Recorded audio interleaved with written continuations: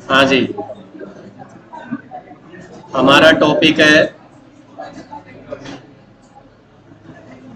Circular motion.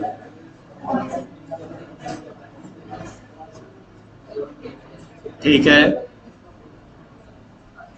अब आज का टॉपिक है यूनिफॉर्म सर्कुलर मोशन।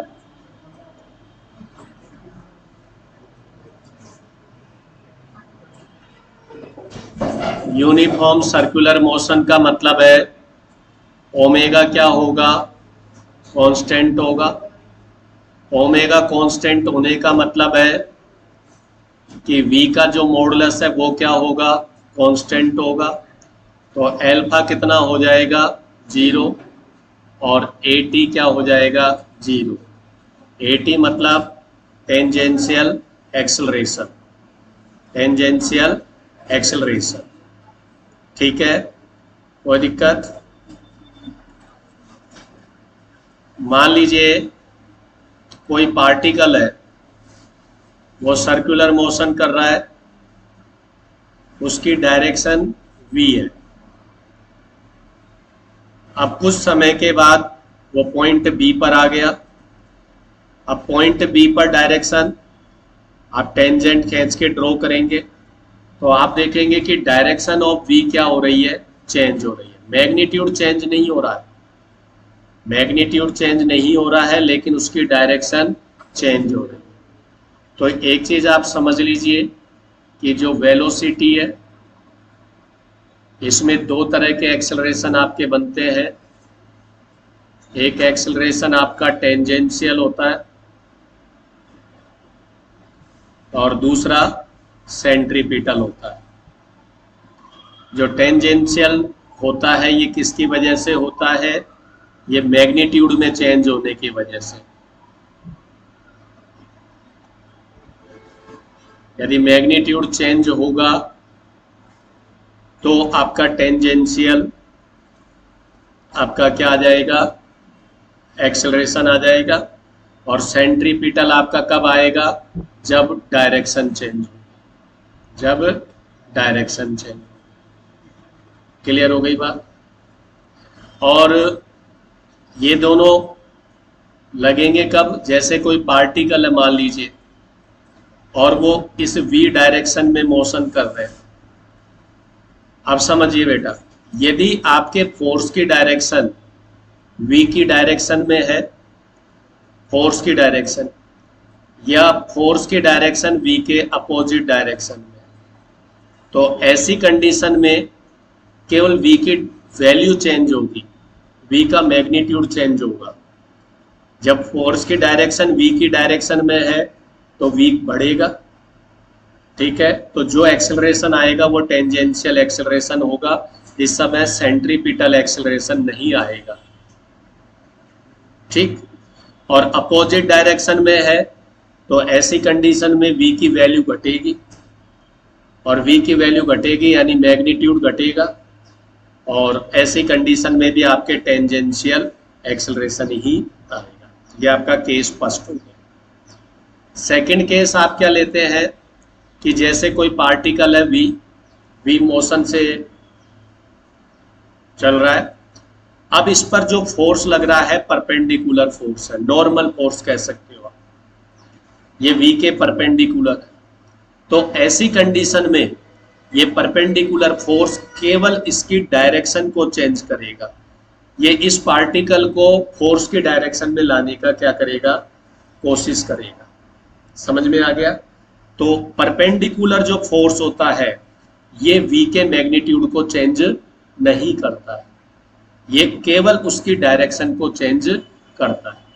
तो ये आपका दूसरा पॉइंट हो गया, यानी कि जो फोर्स v की डायरेक्शन में लगता है या उसकी अपोजिट डायरेक्शन में लगता है उससे आपका टेंजेंशियल एक्सेलरेशन बनेगा। ठीक है, और जो फोर्स v के नॉर्मल लगता है, लंबवत लगता है, परपेंडिकुलर लगता है, वो उसकी डायरेक्शन को चेंज करेगा, और v की डायरेक्शन को चेंज करने पर आपका सेंट्रीपिटल एक्सेलरेशन लगता है। यहां तक बात क्लियर है? अब तीसरा पॉइंट आप ये समझ सकते हो कि जैसे मान लीजिए आपका कोई पार्टिकल है और वो एक्स एक्सिस में v वेलोसिटी से मोशन कर रहा है, और ऐसी कंडीशन में यहाँ पर एक फोर्स लग रहा है, और वो कितने एंगल पर लग रहा है, थीटा एंगल पर लग रहा है। यानी कि v और f के बीच में डायरेक्शन मतलब एंगल कितना है, थीटा। तो ऐसे क्वेश्चंस को सोल्व करने के लिए आप f के क्या करेंगे, कंपोनेंट करेंगे। f के कंपोनेंट करेंगे तो एक कंपोनेंट तो किधर आएगा, v की डायरेक्शन में, और एक किधर जाएगा, परपेंडिकुलर डायरेक्शन। तो जो v की डायरेक्शन में आएगा वो क्या हो गया, f cos थीटा, और ये वाला f sin थीटा। अब आप मुझे बताएंगे कि इसमें टेंजेंशियल एक्सेलरेशन कौन क्रिएट करेगा, टेंजेंशियल एक्सेलरेशन कौन बनाएगा, f cos थीटा या f sin theta, f cos theta, क्योंकि f cos थीटा की डायरेक्शन किसकी डायरेक्शन में है, v की डायरेक्शन में। तो यदि मैं आपसे कह दूं कि 80 निकालिए, तो आप क्या निकालेंगे, f cos थीटा और mass of particle, F equal to m होता है। और यदि मैं आपसे पूछूं सेंट्रीपिटल फोर्स निकालिए, तो वो क्या आ जाएगा, F sin थीटा अपॉन में m आ जाएगा। क्या आपके बट समझ में आ गया, तीनों पॉइंट क्लियर है। पहला पॉइंट, जब F की डायरेक्शन v की डायरेक्शन में है तब हम सेंट्रीपिटल फोर्स सोचेंगे ही नहीं, हमें पूरा कैलकुलेशन किसमें करना है, टेंजेंशियल में करना है।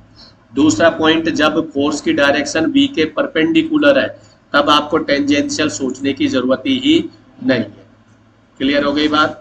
और थर्ड, जब f और v के बीच में थीटा एंगल है तो आपको दोनों सोचने पड़ेंगे, टेंजेंशियल भी और सेंट्रीपिटल भी। क्लियर हो गई बात। तो आपके यहाँ पर ये कॉन्सेप्ट दिमाग में रखना है कि कब मुझे सेंट्रीपिटल का सोचना है, कब टेंजेंशियल सोचना है। तो टेंजेंशियल वाला आप पूरा पढ़ के आए हैं, टेंजेंशियल वही है delta v upon delta T, याद आ गया होगा आपको, या dv अपॉन dt। क्लियर है। तो उस पर हम पूरा पढ़ चुके हैं 1D में, इसलिए इस पर नहीं है। अब हमें ये देखना है कि सेंट्रीपिटल एक्सेलरेशन का फॉर्मूला क्या होगा, अब उसका हमें डेरिवेशन करना है।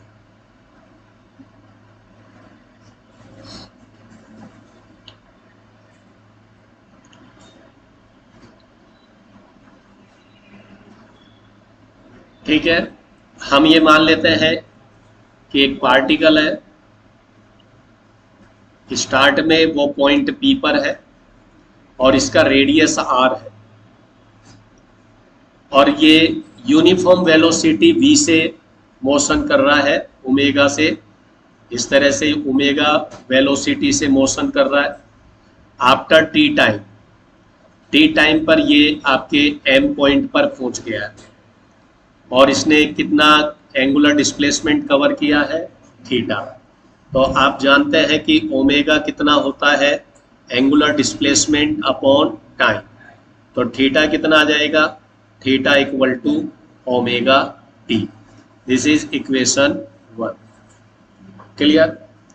अब इस समय आपका जो रेडियस है कैपिटल R, इसका यूनिट वेक्टर किधर होगा, इस डायरेक्शन।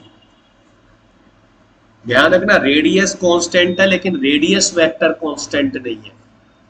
रेडियस कांस्टेंट है लेकिन रेडियस वेक्टर कांस्टेंट नहीं है, क्योंकि रेडियस तो R है, पूरा सर्किल पे राउंड करेगा तो रेडियस तो R ही रहेगा, लेकिन आप रेडियस वेक्टर की बात करेंगे तो उसकी डायरेक्शन कंटिन्यूसली चेंज होगी। आप एक चीज देख लीजिए, समझ में आ गई।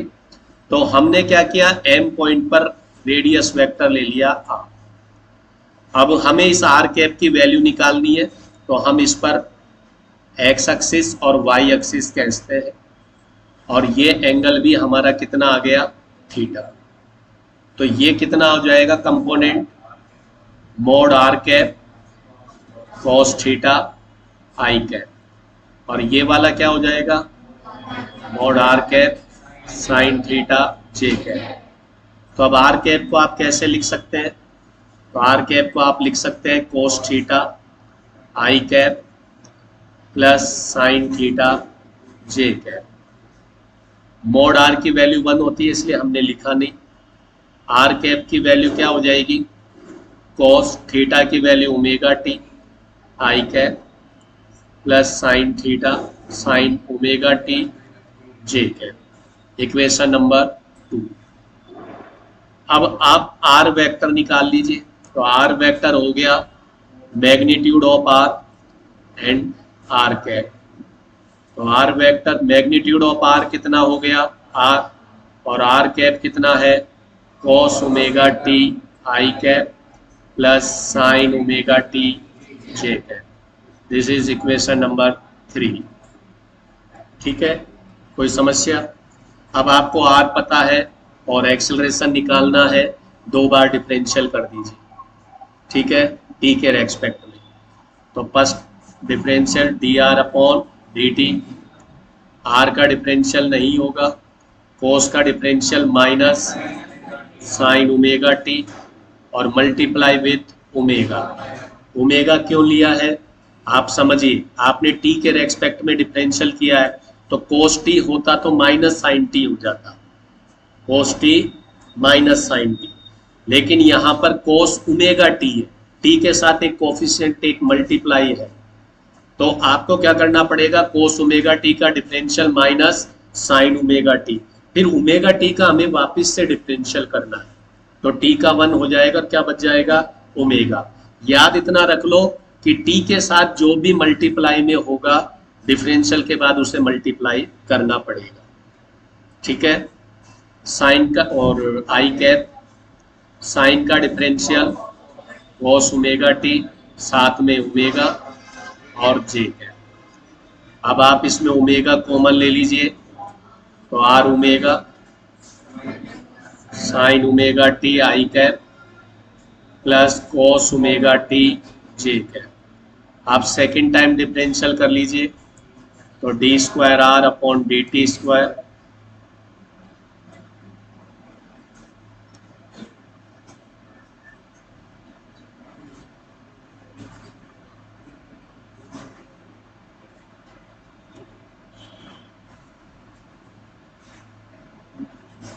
हाँ जी, d two R upon d t square, R omega constant. ध्यान रखना हम यूनिफॉर्म सर्कुलर मोशन पढ़ रहे हैं और उसमें हमने बताया था कि ओमेगा क्या लेंगे कांस्टेंट। ओमेगा कांस्टेंट है तो उसका डिफरेंशियल कर देंगे तो 0 हो जाएगा। यदि हम नॉन यूनिफॉर्म सर्कुलर मोशन लेते तो हमें ओमेगा का भी डिफरेंशियल करना पड़ता और उससे आपको एल्फा मिलता, क्योंकि ओमेगा का डिफरेंशियल करने पर एल्फा आता है, alpha equal to d omega upon d t. Clear हो गई बात? तो यूनिफॉर्म के लिए ओमेगा का डिफरेंशियल नहीं करना है, साइन का differential again cos omega t और साथ में ओमेगा आई कैप, और कोस का differential minus sine omega t साथ में omega j cap. Minus omega आप कॉमन ले लेंगे, तो d square are upon d t square equal to minus r omega square, अंदर आ गया cos omega t i cap plus sine omega t j cap. ठीक है, अब आप ध्यान से देखिए, हमने ये इक्वेशन शुरू में देखी है, कोस omega t i cap sine omega t j cap, किसकी वैल्यू है आर कैप की, और यही वैल्यू हमें यहाँ मिल रही है। तो हम क्या करेंगे, इसकी जगह तो ए लिख देंगे, a c minus r omega square, और ये हो जाएगा r cap, a c equal to r omega square minus का आर कैप। तो यहाँ से क्या निकल के आ रहा है, 2 रिजल्ट निकल के आएंगे यहाँ से आपके। पहला रिजल्ट, ये जो माइनस साइन है ये डायरेक्शन को बता रहा है कि आपका जो डायरेक्शन ऑफ ए सी है वो क्या होगा, आर कैप के अपोजिट होगा, आर कैप के अपोजिट। अब आर कैप आपने किधर बना रखा, आप यदि डायग्राम में देखें तो आप यूं बता रहे हैं कि ये आर कैप है, ऐसे ही बनाया था, तो इसका अपोजिट डायरेक्शन किधर आएगा, सेंटर की तरफ। तो एक चीज तो आप ये रट लीजिए कि direction of a c always towards centre of circle. समझ में आ गया, हमेशा सेंटर की तरफ ही उसका क्या रहेगा, डायरेक्शन रहेगा, कहीं पर भी लीजिए। दूसरा रिजल्ट ये निकल के आ रहा है कि इसकी वैल्यू कितनी आएगी, तो इसकी वैल्यू आ जाएगी ओमेगा स्क्वायर आर।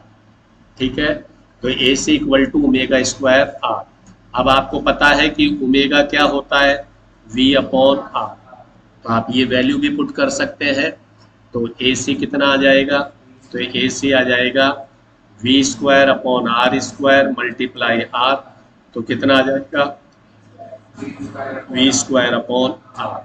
यदि हम फोर्स की वैल्यू लिखें तो हम मानते हैं कि फोर्स होगा एम ए सी, तो एक हो जाएगा एम ओमेगा स्क्वायर आर, और यहाँ से लिखें तो ये आ जाएगा m we square upon r. Clear हो गई बात। अब ये बात दिमाग में रख लो कि यदि सर्कुलर मोशन है, ध्यान रखना सर्कुलर मोशन का मतलब ये नहीं होता है कि पूरा सर्कल ही बने। जैसे मान लीजिए कोई रोड है, इस तरह से आया और इस तरह से और फिर रोड ऐसे हो गया। अब सीधी सी बात है, आपका जो भी व्हीकल होगा वो व्हीकल इस पर उतरेगा और यो मोशन करेगा, तो ये मोशन क्या हो गया, सर्कुलर मोशन हो गया। अब सर्कुलर मोशन हो गया तो आप ये कहेंगे कि इस पर एक परपेंडिकुलर फोर्स लगेगा जिसकी डायरेक्शन इसके सेंटर की तरफ होगी ही। हर पॉइंट पर कहीं पर भी आप लेंगे तो उसकी डायरेक्शन क्या होगी, सेंटर की तरफ होगी। आगे बात समझ में।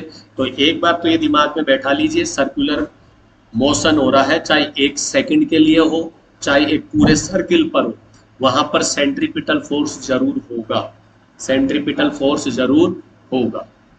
क्लियर हो गई बात, इसमें कोई दिक्कत वाली बात नहीं है, ठीक है।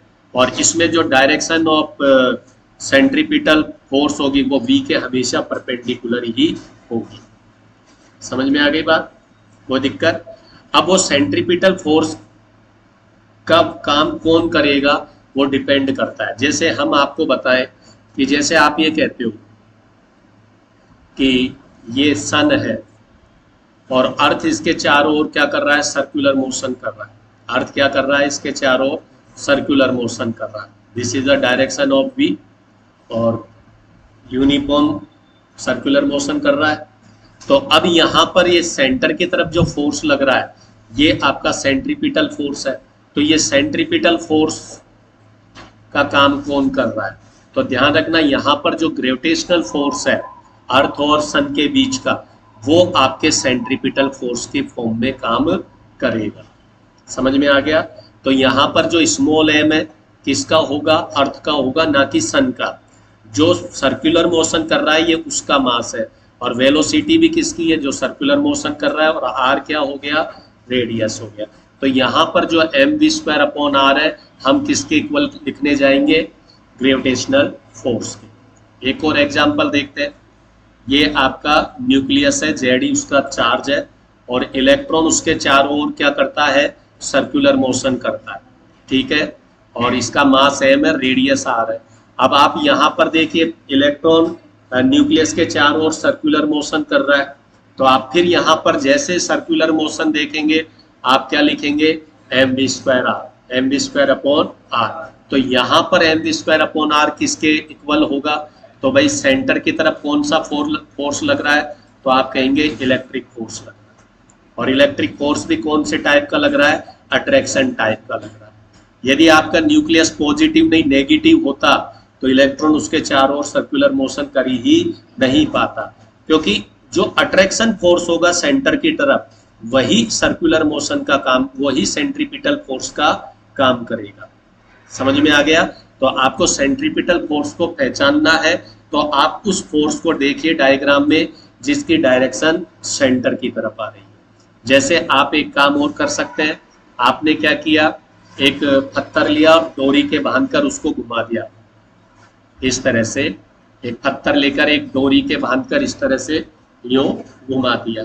अब यहाँ घुमा दिया तो यहाँ पर सर्कुलर मोशन हो रहा है, तो इसमें सेंटर की तरफ कौन सा फोर्स लग रहा है, तो सेंटर की तरफ जो फोर्स लग रहा है वो कौन सा होगा, तो यहाँ पर टेंशन होगा। जब आप डोरी को, स्ट्रिंग को घुमाएंगे तो डोरी में एक फोर्स बनता है, उसे हम क्या कहते हैं, टेंशन फोर्स कहते हैं, ठीक है। तो यहाँ पर आपका जो सेंट्रीपिटल फोर्स होगा वो किसके इक्वल होगा, टेंशन फोर्स के इक्वल होगा। समझ में आ गया। और यहाँ एक और मैंने आपको एग्जांपल दिया था, ये देखिए आप यहाँ पर आपका जो व्हीकल है उतरा है और यहाँ पर centre force m we square r किसके इक्वलेंट होगा, तो यहाँ पर ये फोर्स होगा नॉर्मल, ये भी एक फोर्स होता है नॉर्मल, जो आपको चैप्टर 5 में मैं समझाऊंगा। टेंशन, नॉर्मल, वेट, ये कुछ फोर्स होते हैं जो नेचुरल फोर्स होते हैं, और ये आप चाहो या ना चाहो ये लगेंगे। तो यहाँ पर m we square upon r किसके इक्विवेलेंट होगा? नॉर्मल फोर्स के इक्विवेलेंट होगा। तो ध्यान रखिए, जब आपको क्वेश्चन मिलेगा आपको यह आइडेंटिफाई करना पड़ेगा कि सेंट्रीपिटल फोर्स कौन है, यहाँ पर कौन है। तो यदि आपकी जैसे मास और वर्सेज मास है तो ग्रेविटेशनल फोर्स, चार्ज और चार्ज के बीच की बात कर रहे हैं तो इलेक्ट्रिक फोर्स, और भी कहीं आ सकते हैं, मैग्नेटिक फोर्स वगैरह काफी होते हैं। तो वो अकॉर्डिंग टू क्वेश्चन हमें देखना पड़ता है। ठीक है, अब इसमें एक आपने नाम और सुना होगा, सेंट्रीफ्यूगल फोर्स। सेंट्रीपिटल और सेंट्रीफ्यूगल फोर्स, हिंदी में इसको अपकेंद्रीय बल कहते हैं और पिछले वाले को अभिकेंद्रीय कहते हैं।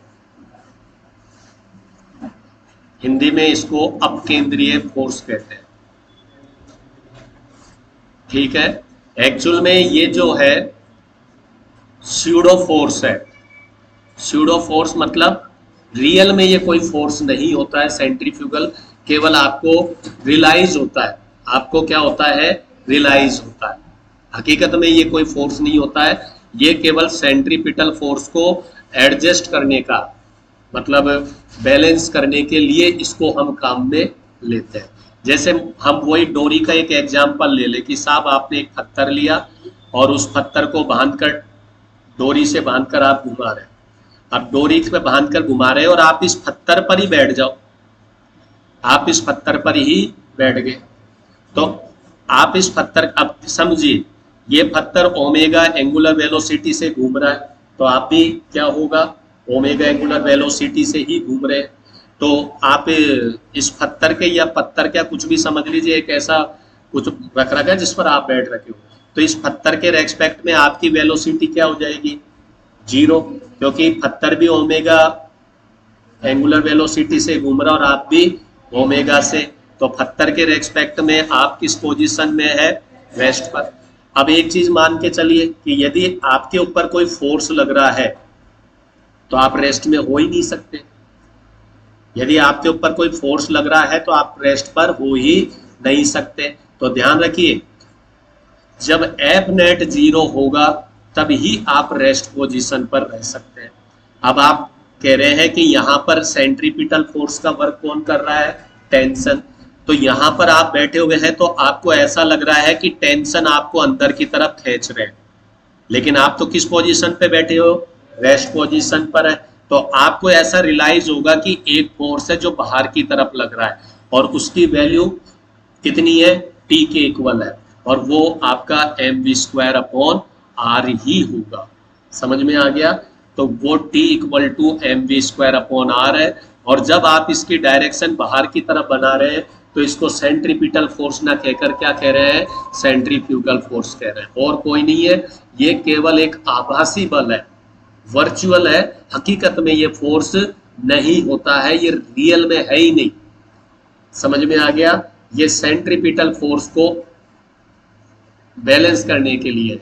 और ये जैसे कुछ सवाल जब आप करते हैं और आपको समझ में नहीं आता है तब आप इसको यूज करेंगे।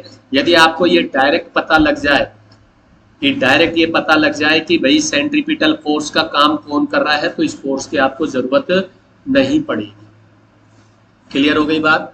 समझ में आ गया?